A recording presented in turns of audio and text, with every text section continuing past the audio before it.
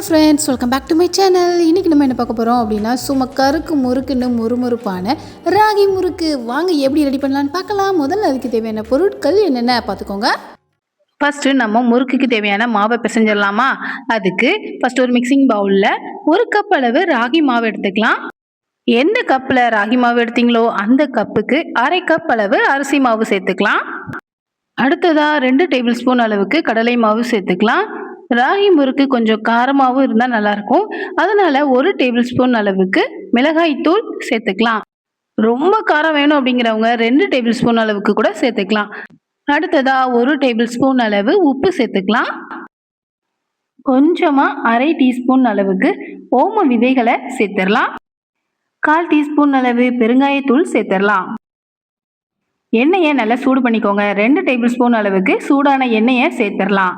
ஆயிலுக்கு பதிலாக நெய்யை உருக்கி சேர்த்துக்கலாம். அப்படி இல்லைன்னா பட்டரை கூட நல்லா உருக்கி சேர்த்துக்கலாம். கடைசியாக கொஞ்சம் கொஞ்சமாக தண்ணி விட்டு இந்த மாவை நல்லா பிசைஞ்சு எடுத்துக்கணும். மேக்சிமம் 1.25 1/2 கப் அளவுக்கு தான் தண்ணி தேவைப்படும். ஃபர்ஸ்ட் இந்த மாவை கட்டிகள் இல்லாமல் இந்த மாதிரி உருத்து விட்டுக்கலாம். அதுக்கப்புறமா கொஞ்சம் கொஞ்சமாக தண்ணி சேர்த்து இதை நல்லா பிசைஞ்சு எடுத்துக்கலாம். ஃபஸ்ட்டே எல்லா தண்ணியையும் 1/2 கப் அளவு தண்ணியையும் இந்த மாவோட சேர்த்து பிசைஞ்சிடக்கூடாது. கொஞ்சம் கொஞ்சமாக இந்த மாதிரி தண்ணியை தொளிச்சு இந்த மாவை பிசைஞ்சு எடுத்துக்கணும். ஃப்ரெண்ட்ஸ், இப்போ தான் இந்த வீடியோவில் தான் நீங்கள் புதுசாக நம்ம சேனலில் பார்க்குறீங்க அப்படின்னா நம்ம சேனலில் சப்ஸ்கிரைப் பண்ணிக்கோங்க. பக்கத்தில் இருக்க பெல் ஐக்கானையும் கிளிக் பண்ணிக்கோங்க. அப்படின்னா தான் இந்த மாதிரி ஈஸியான டேஸ்டியான ரெசிபீஸை நான் வீடியோஸாக போட்டதும் உங்களுக்கு நோட்டிஃபிகேஷனில் காட்டும். நீங்களும் இந்த வீடியோஸை உடனே பார்த்துட்டு வீட்டில் செஞ்சு சாப்பிட்லாம். கொஞ்சம் கொஞ்சமாக தண்ணி சேர்த்து மாவை அந்த பாத்திரத்தில் ஒட்டாத அளவுக்கு இந்த மாதிரி நல்லா பிசைஞ்சு எடுத்துக்கணும். எப்போவுமே முறுக்கு மாவு கொஞ்சம் இலகுவாக தான் இருக்கணும். நல்லா கட்டியாக இருக்கக்கூடாது. சப்பாத்தி மாவுக்கு அடுத்த பதம் இருந்தால் மாவு எப்படி இருக்கும்? கொஞ்சம் தண்ணியாக நெலுன்னு இருக்கும் பார்த்தீங்களா? அந்த மாதிரி தான் இந்த மாவை நம்ம ரெடி பண்ணிக்கணும்.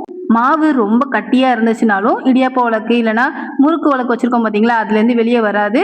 தண்ணியாக இருந்தாலும் முறுக்கு கரெக்டாக ஷேப்புக்கு வராது. ஓகே, மாவு ரெடி ஆயிடுச்சு. இதை நம்ம அச்சில் வச்சிடலாம். நான் இடியாப்ப உலக்கு எடுத்துருக்கிறேன். நீங்கள் எந்த மாதிரி முறுக்கை சுற்றணும்னு நினைக்கிறீங்களோ அதுக்கேற்ற மாதிரி இந்த அச்சுக்களை எடுத்துக்கலாம். நான் ஒரு ஹோல் இருக்கிற இந்த அச்சியை நான் எடுத்துக்கிறேன். இதை இடியாப்ப உலக்குக்குள்ளே போட்டுக்கிறேன். தார் மாதிரி இருக்கிற இந்த அச்சிலேருந்து அப்படி முள்ளாக இருக்கும், முள்ளு முறுக்குன்னு சொல்லுவாங்களே, அது நமக்கு இப்போ கிடைக்கும். இந்த அச்சில் போட்டு நம்ம சுற்றுறதுனால மாவை இப்போ நம்ம இந்த இடியாப்ப உலக்கில் ஃபில் பண்ணிக்கலாம்.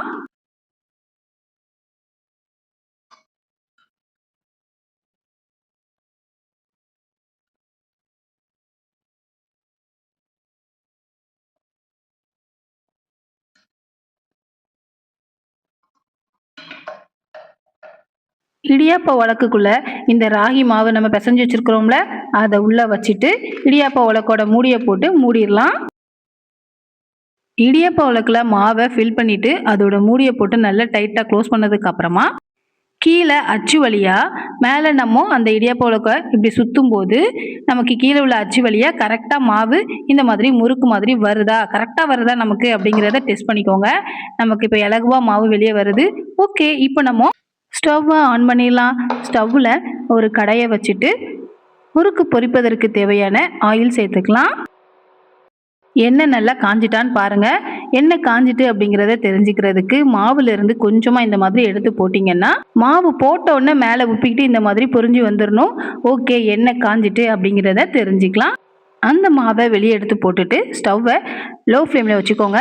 வெப்பம் ரொம்ப அதிகமாக இருக்கும். நம்ம இந்த மாதிரி டைரெக்டாக சூடான எண்ணெயில் முறுக்கு சுற்றுறோம் அப்படின்னா கொஞ்சம் தணல் அதிகமாக இருக்கும். அதனால் ஸ்டவ்வை லோ ஃப்ளேமில் வச்சுட்டு முறுக்கை சுற்றுனதுக்கு அப்புறமா ஸ்டவ்வை மீடியம் ஃப்ளேமில் வச்சுருங்க. கொஞ்சம் அதிகமாக இருந்தால் போதும், ரொம்ப ஹை ஃப்ளேமில் வைக்கக்கூடாது. ஹை ஃப்ளேமில் வச்சுருந்தீங்கன்னா முறுக்கு வெளிப்பக்கம் நல்லா வெந்துடும். ஆனால் அதை உடச்சி சாப்பிடும்போது உள்பக்கம் நமக்கு வேகாத மாதிரி தான் இருக்கும். இந்த மாதிரி நம்ம வேக வச்சு எடுத்துட்டோன்னு வச்சுக்கோங்களேன், முறுக்கை ரொம்ப நாளைக்கு நமக்கு கடுக்கு முடுக்குன்னு சாப்பிட்றதுக்கு கடையில் எப்படி இருக்குது அந்த மாதிரி இருக்காது. சீக்கிரமே நமத்து போயிடும். அதனால் ஸ்டார்டிங்கில் அடுப்பை லோ ஃப்ளேமில் வச்சுட்டு முறுக்கை ஆயிலில் சுற்றுங்க. முறுக்கை சுற்றுனதுக்கப்புறம் கொஞ்சமாக மீடியம் ஃப்ளேமில் மாற்றிட்டு முறுக்கு சுற்றும் போது நமக்கு சடசடன்னு பபுள்ஸாக வந்தது பார்த்தீங்களா? அந்த பபுள்ஸ்லாம் அடங்குத வரைக்கும் வேக வச்சு முறுக்கை வெளியே எடுத்துட வேண்டியதான். அப்படின்னா தான் நமக்கும் கடையில் இருக்கிற மாதிரி நல்லா கடுக்கு முடுக்குன்னு சாப்பிட்றதுக்கு கறக்கு முறுக்குன்னு இருக்குது பார்த்தீங்களா? அந்த மாதிரி நமக்கும் ராகி முறுக்கு மொறுமொறுப்பாக வீட்டில் தயாராகிரும். சப்போஸ் உங்களுக்கு மாவு நல்ல ரவுண்டாக ஷேப்புக்கு ஆயிலில் சுத்த வரல அப்படின்னா இந்த மாதிரி அங்கங்கே முறுக்க சூடான எண்ணெயிலேயே புழிஞ்சு விட்டுறலாம். நமக்கு உதிரி முறுக்கெலாம் இருக்கும்ல, அந்த மாதிரி கூட நம்ம முறுக்கை ரெடி பண்ணிக்கலாம். எப்படியும் முறுக்க உடச்சி தான் சாப்பிட போகிறோம். இருந்தாலும் ரவுண்டு ஷேப்பில் இருந்துச்சுன்னா அது ஒரு தனி அழகு தான் முறுக்குக்கு. இருந்தாலும் அது அப்படி நமக்கு செய்ய வரலை அப்படின்னா இந்த மாதிரி உதிரி முறுக்கா கூட நம்ம ஆயிலில் சுட்டு எடுத்துக்கலாம். முறுக்குக்கு ஷேப்லாம் முக்கியம் இல்லைங்க, டேஸ்ட்டு தாங்க முக்கியம் அப்படிங்கிறவங்க இந்த மாதிரி உதிரி முறுக்காவும் செஞ்சுக்கலாம். எனக்கு ஷேப்பும் முக்கியம் அப்படின்னு நினைக்கிறவங்க இந்த மாதிரி ரவுண்டு ஷேப்புக்கும் முறுக்கை சுற்றி எடுத்துக்கலாம். அவ்வளோதாங்க, செம டேஸ்டியான மொறுமொறுப்பான ராகி முறுக்கு வீட்டிலேயே தயார். ஓகே ஃப்ரெண்ட்ஸ், நீங்களும் இந்த ராகி முறுக்கை வீட்டில் செஞ்சு பாருங்க. டேஸ்ட் எப்படி இருக்குன்னு கமெண்ட் செக்ஷனில் கமெண்ட் பண்ணுங்க.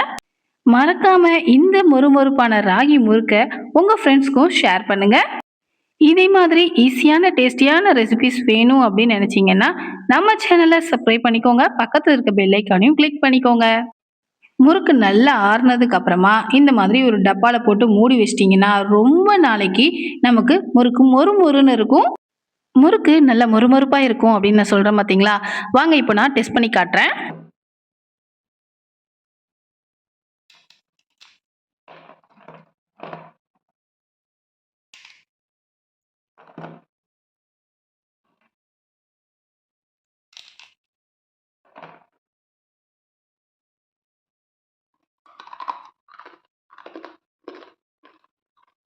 எப்படி கருக்கு மறுக்குன்னு இருக்கா? டேஸ்ட் செம வேற லெவல்ல இருக்கும்.